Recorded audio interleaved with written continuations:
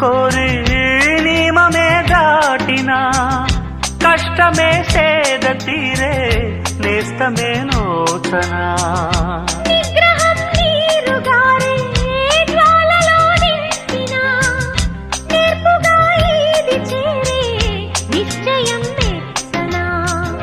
సోయగం స్వంతమయ్యే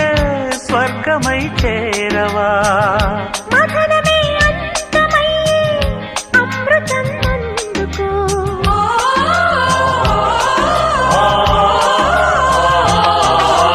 ఇంపుల వైఖరి సొంపుల వాకిలి ఇంపుగా చూపవే వయ్యారి